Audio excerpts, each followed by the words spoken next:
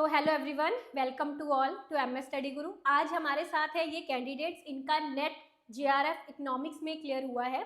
इनसे जानेंगे इनकी स्ट्रैटेजी के बारे में। जैसे कि आप सब लोग जानते ही हो कि हर बार जो भी स्टूडेंट्स इकोनॉमिक्स में अपना नेट जेआरएफ क्लियर करते हैं, उनकी हम सक्सेस स्टोरीज कंडक्ट करवाते हैं और उनके सफ़र के बारे में आप लोग जानेंगे, आपको मोटिवेशन मिलेगी, समझेंगे आप लोग स्ट्रैटेजीज के बारे में, इन लोगों के सोर्सेज के बारे में। ठीक है जी। सो बहुत बहुत कॉन्ग्रेचुलेशंस आप तीनों को। पहले तो आपको बधाई हो, आपकी फैमिली, आपके पेरेंट्स को कॉन्ग्रेचुलेशंस। ठीक है जी। सो सबसे पहले हम स्टार्ट करते हैं कि आपका जो आप इंडिविजुअली बताएंगे किसका जेआरएफ क्लियर हुआ है, कितने परसेंटाइल के साथ हुआ है, किस अटेम्प्ट में हुआ है। ठीक है जी। तो इंट्रोडक्शन से हम स्टार्ट करते हैं। तो सबसे पहले हम स्टार्ट करते हैं अनंत जी। आपका sorry, Anant, is your name Anant? Anand ma'am. Anand, हाँ सॉरी, मुझे लग रहा था प्रोनाउंसिएशन गलत करा, तभी मैंने कंफर्म किया। आनंद, आनंद जी आपका जेआरएफ क्लियर हुआ है? Yes ma'am. यस। तो बताइए आप कितने परसेंटाइल के साथ आपका क्लियर हुआ है जेआरएफ, और ये आपका कौन सा अटेम्प्ट था? मैम ये मेरा सेकंड अटेम्प्ट था और मेरा परसेंटाइल है 99.84 परसेंटाइल। ओके, सो बहुत बढ़िया आपका परसेंटाइल स्कोर रहा है इस बार। तो अभी क्या आपकी स्ट्रैटेजी, क्या सोर्सेज था, थोड़ा ब्रीफ में बताएंगे? मैम आपकी क्लासेस मैंने 2025 में ही ज्वाइन की थी, अच्छा। अप्रैल में। तो उस समय पीजी में थे, तो सेमेस्टर थ्री उसके बाद सेमेस्टर 4 के एग्ज़ाम के पहले ही नेट का एग्ज़ाम हुआ था, तो फर्स्ट अटेम्प्ट में नेट निकल गया था। अच्छा। उसके बाद पोस्ट ग्रेजुएशन के बाद फिर से क्लास देखे और नोट्स का ज़्यादा से ज़्यादा रिवीजन किए थे। हम्म। कम एक यूनिट का कम से कम 5 से 6 बार रिवीजन किए बहुत थे। बढ़िया। और यस। पीवाईक्यू वाला जो आपका बुक है, उससे भी बहुत सारा हेल्प मिला। मतलब पीवाईक्यू में तो बार-बार देख रहे थे, उसको सॉल्व कर रहे थे। पहला बार में दिक्कत हुआ था, लेकिन 2-3 बार करने के बाद फिर सब बनने लगा था अपने से। तो इस बार फिर अच्छा, एग्ज़ाम मतलब दिए तो आपका फर्स्ट अटेम्प्ट में नेट निकल गया, सेकंड अटेम्प्ट में जीआरएफ निकल गया। बहुत बढ़िया, बहुत बहुत कॉन्ग्रेचुलेशंस आपको। और आपका, आप हमारे लास्ट बैच की सक्सेस स्टोरीज में भी थे क्या? लास्ट बैच में नहीं थे मैम, अच्छा। सक्सेस स्टोरीज़ में नहीं थे। ओके, ठीक है। तो अभी आप बने रहिएगा, आपकी तरफ हम फिर आते हैं। सुभी जैन जी, आप बताइए आपका नेट क्लियर हुआ है, जीआरएफ हुआ है, किस टाइम में हुआ है? मेरा जेआरएफ क्लियर हुआ है इस बार, और मेरी परसेंटाइल है जो कि 99.5 है। और ये मेरा फोर्थ अटेम्प्ट था। इससे पहले मेरा नेट क्वालिफाई था। और मैंने ना स्टार्टिंग से ही आपकी वीडियोस देखी हैं। तो जब मेरा फर्स्ट टाइम नेट क्वालिफाई हुआ था, तो मैं ये सोच रही थी अगर इस बार जेआरएफ नहीं हुआ तो मैं मैम का पेड बैच ले लूंगी, और शायद ले लेती तो मेरा पहले ही हो जाता जेआरएफ। बट फाइनली मेरा जेआरएफ हो गया। और मैंने ना आपकी यूट्यूब की मुझे नहीं लगता कि एक भी वीडियो, एक भी क्लासेस लेफ्ट होगी कि जो मैंने ना देखी हो। और मैंने सारी ही मैम की क्लासेस देखी है, और मुझे इकोनॉमिक्स में इसमें बहुत ज़्यादा हेल्प मिली है। स्पेशली मैम की मुझे ना न्यूमेरिकल वाली क्लासेस जो मैम ने अभी रिसेंटली डाली हैं यूट्यूब जी। पे, वो बहुत ज़्यादा हेल्पफुल रही हैं। हम्म। और मैम की जो बुक है उससे भी मुझे बहुत हेल्प मिली है रिवीजन में। और जब मैं रिवीजन करती थी ना, तो रिवीजन करने के लिए मैं आपकी जैसे मुझे लगता था कि मैं रिवीजन इतने सारे नोट्स कैसे पढ़ूंगी, इतना सब कुछ जैसे फिर से दूसरा अटेम्प्ट देना था जेआरएफ के लिए। तो मैं हर बार क्या करती थी, 10 जो भी हमारे 10 सब्जेक्ट है, तो 10 सब्जेक्ट की आपकी क्लासेस है ना, जो लॉन्ग वाली वीडियोस है यूट्यूब पर, तो हाँ, मैं वो सारी देख मैराथन लेती वाली थी। वीडियोस जो है। हाँ हाँ। हाँ। तो उससे मेरा ये होता था कि एक बार रिवीजन गो थ्रू हो गया समझो। उसके बाद सेकंड मुझे करना होता था, तो मैं बुक रीड कर ली उसके लिए। और फिर लास्ट में मैं अपने नोट्स जो मेरे होते उसका उसका करती थी। और सबसे ज्यादा मेरा फोकस था ना प्रैक्टिस पे, मैं टेस्ट ज्यादा देती थी। ओके, बढ़िया स्ट्रैटेजी थी आपकी सुबी जी, और आपका भी जेआरएफ क्लियर हुआ है। अभी आप लोगों के पास आगे बहुत सारी अपॉर्चुनिटीज़ हैं, मैं एंड में इसके बारे में भी डिस्कस करूंगी आगे आपको कैसे क्या अपॉर्चुनिटीज़ हैं। और सिमोन जी आपकी तरफ आते हैं। आपका ये कौन सा अटेम्प्ट था? Okay ma'am, good evening ma'am. जी, मैम गुड ये इवनिंग। मेरा थर्ड अटेम्प्ट थर्ड अटेम्प्ट था जिसमें मेरा नेट क्वालिफाई हुआ है। ओके। और मैम बाकी पहले के अटेम्प्ट में इसलिए नहीं हुआ था क्योंकि मेरा नोट्स रिवीजन अच्छे से नहीं हो पा रहा था, इस वजह से नहीं हुआ था। इस बार मैंने बहुत रिवीजन बहुत अच्छे से किया था, मतलब आपने क्योंकि बोला था कि कॉन्सेप्ट क्लियर होने चाहिए और आपका रिवीजन बहुत अच्छे से होना चाहिए। तो मैंने हैंड रिटन नोट्स बनाया था जिसको बनाने में भी थोड़ा सा टाइम लगता है, बट एक बार अगर वो बन जाते हैं तो बहुत काम आते हैं आपको बिल्कुल। रिवीजन में लास्ट टाइम पे। अच्छा, तो आप मैम आप वही हमारे रिवीजन। बैच के स्टूडेंट थे इस बार वाले? यस। तो यस मैम, आपकी अब ये जो 24 स्ट्रैटेजी बैच। है हैंड रिटन वाली, जितने भी एस्पायरेंट्स इस यस। क्लास को देख रहे हैं ना इस टाइम, हजारों देखते हैं पर पल्ले बांधने वाले सिर्फ कुछ ही होते हैं जिनका अगली बार क्लियर होगा। The thing is hand written notes जो है, इससे बेटर कोई चीज़ हो ही नहीं सकती। जो बच्चा क्लास देख के अपने हैंड रिटन नोट्स बना रहा है ना, that is the best strategy. क्योंकि हम लोग आजकल ना उस शॉर्टकट वाले मेथड्स में फंसे हुए हैं, कहीं बने बनाए नोट्स मिल जाए उसको पढ़ लें जस्ट, है ना। मतलब कुछ भी ऐसे नहीं होता कि जो दूसरे के बनाए हुए शॉर्ट क्रिस्प नोट्स है सिर्फ उनको पढ़ लें कंसेप्ट क्लियर हो जाएंगे सारे, नहीं। जो आप अपने हैंड रिटन नोट्स बनाते हो ना, उससे बेस्ट कुछ हो ही नहीं सकता आपके लिए, आपकी प्रिपरेशन के लिए। Yes ma'am. तो मैं वही आपके हैंड रिटन नोट्स मैंने बनाए थे, आप जो जो आप पढ़ाते थे वो सब, और आप कभी एक्सप्लेन करते थे वो चीज़ अगर लिखी भी नहीं होती थी तो मैं अपनी लैंग्वेज में उसको लिख लेती थी कि जब मुझे पढ़ने में होगा तो मेरे को समझ में आ जाएगा मैम ने ऐसे पढ़ाया था। और मैम ये था रिवीजन के लिए, तो जैसे बैच खत्म हो गया था बट मैं आपके यूट्यूब चैनल से बार बार वही वीडियोस देख देख के रिवीजन कर रही थी। और मैम इस बार मैंने पीवाईक्यू पे सबसे ज्यादा फोकस करा था, मतलब मैंने सिर्फ मॉक टेस्ट लगाया और सिर्फ पीवाईक्यू ही लगाए हैं, उसके अलावा कोई मॉक अलग से नहीं लगाया। और मैम आपकी पूरी वीडियो जो जो आपने इस बार डाला है यूट्यूब पे, एक 1 to 1 वीडियो मैंने भी फॉलो की, और आपने जो जो स्ट्रेटजी बताई है कि दुनिया भुला के एग्जाम देना है और ऐसा। और मैम पहले के 2 अटेम्प्ट में मेरे साथ एक और गलती हुई थी कि मेरे पेपर कंप्लीट नहीं हो पा रहे थे। इस अच्छा। बार मेरा पेपर 25 मिनट्स भी पहले कंप्लीट हो गया था। और इस बार प्रैक्टिस की वजह से आपको वो एकदम ब्लाइंडली फॉलो करा था मैंने।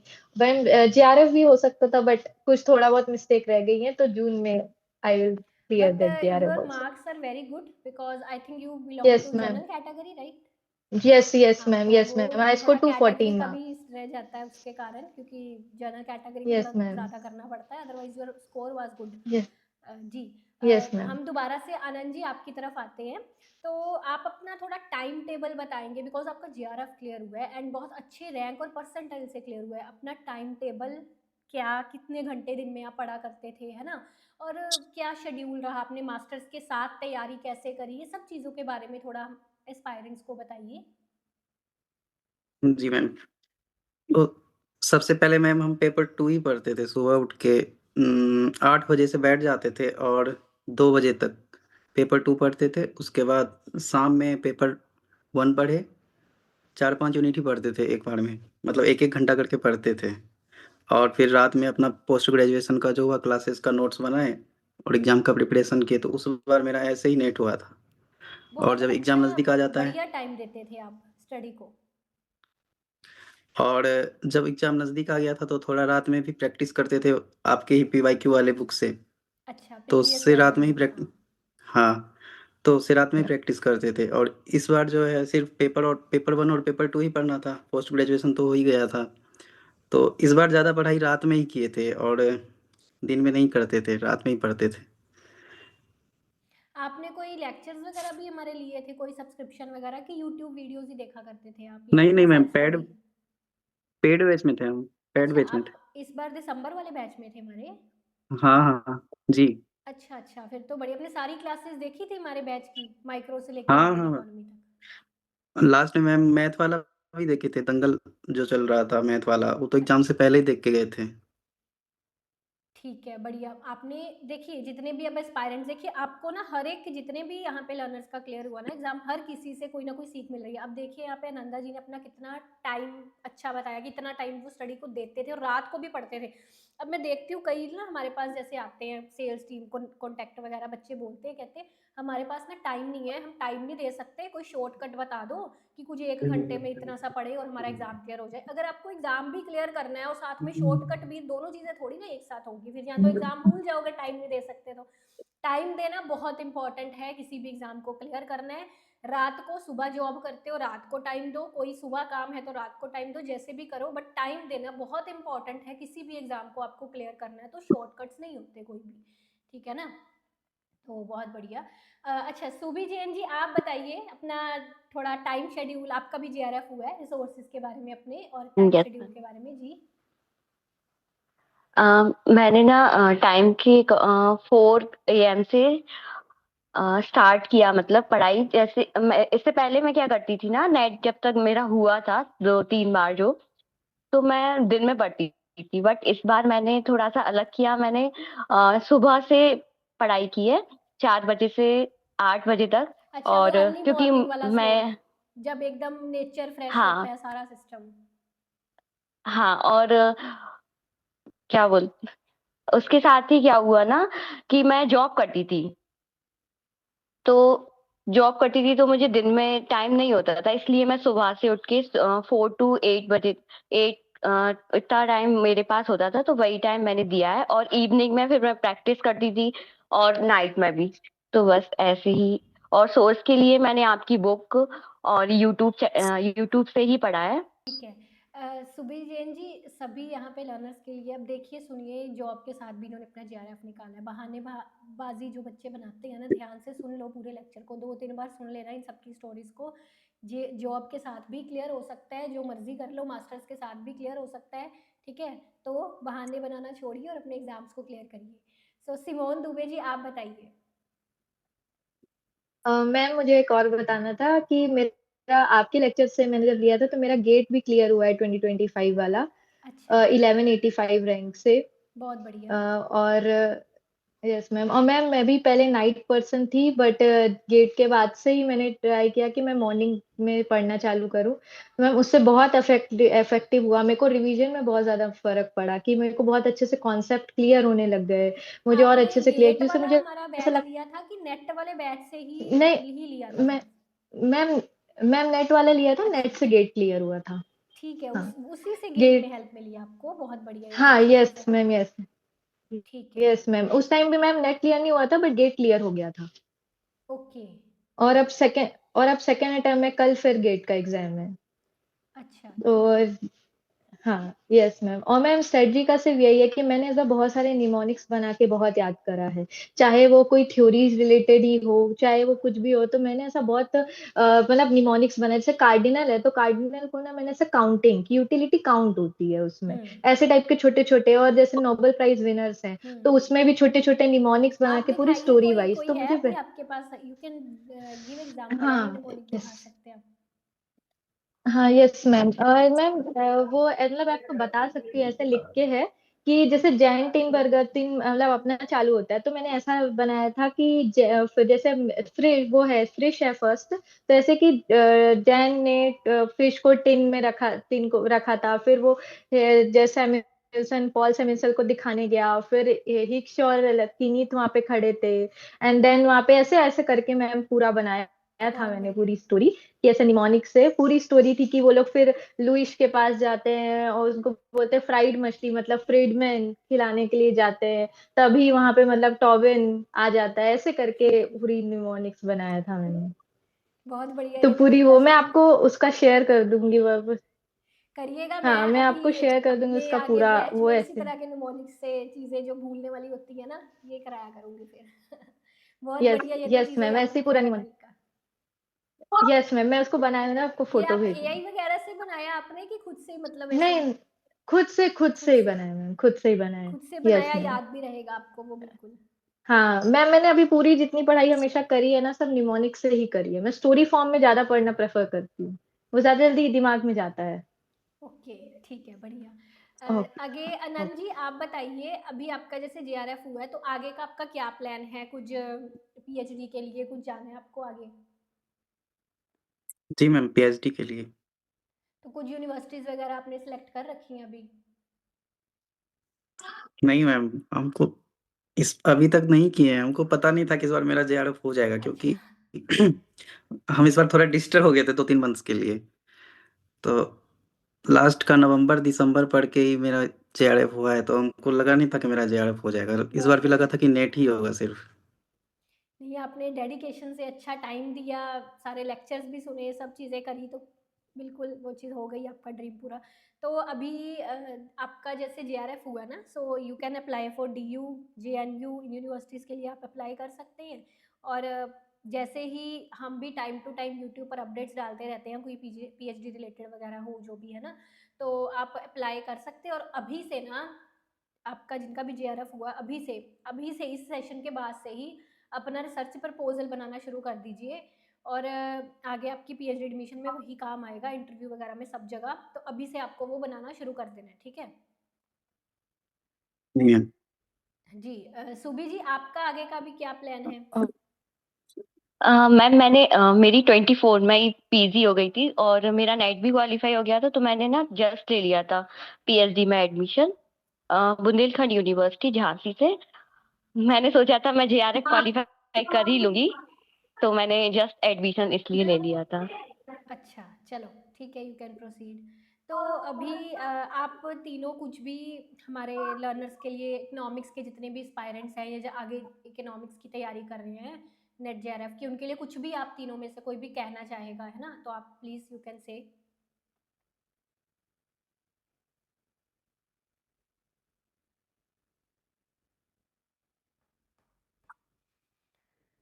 मैम मैं यही बोलना चाहती हूँ कि जो अब आगे जिनका नेट क्वालिफाई नहीं हो रहा है और या फिर जेआरएफ के लिए भी सोच रहे हैं, वो आपके लेक्चर लेने, चाहे पेड लेना हो नहीं लो, आपके यूट्यूब लेक्चर्स भी इतने इफेक्टिव हैं, आपका पढ़ाने का स्टाइल इतना इफेक्टिव हो कि कोई यूट्यूब देख के भी निकाल लेगा। तो ऐसा है। बाकी अगर किसी को ऐसा स्पेशलाइज्ड चाहिए तो पेड ले ले आपका।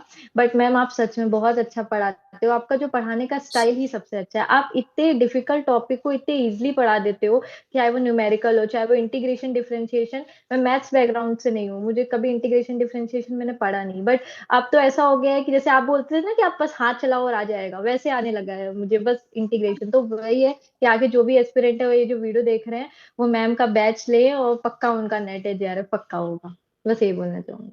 बहुत थैंक यू बहुत मैम, थैंक शुक्रिया यू सो सिमरन मच। जी, आपका बहुत बहुत थैंक यू। जी, सो कोई थैंक भी यू। कुछ चीज़ आप बोलना चाहोगे एस्पायरेंट्स को? Otherwise we will end the session.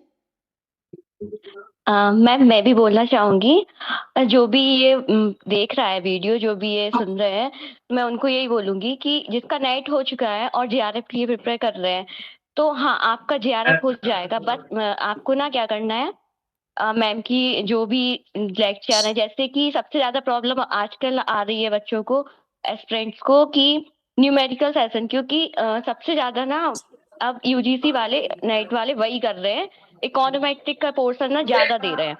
और सबसे ज्यादा प्रॉब्लम मुझे लगता है इसी चीज में आती है। तो ये वाली वीडियोस मैम की बहुत ज्यादा हेल्पफुल है। और पेड बैच ले लेंगे ना, तो मुझे लग रहा है कि एक अटेम्प्ट कम देना पड़ेगा और हो जाएगा सबका। और प्रैक्टिस पे ज्यादा ध्यान दे, बाकी सबका हो जाता है, मेहनत करो। बिल्कुल।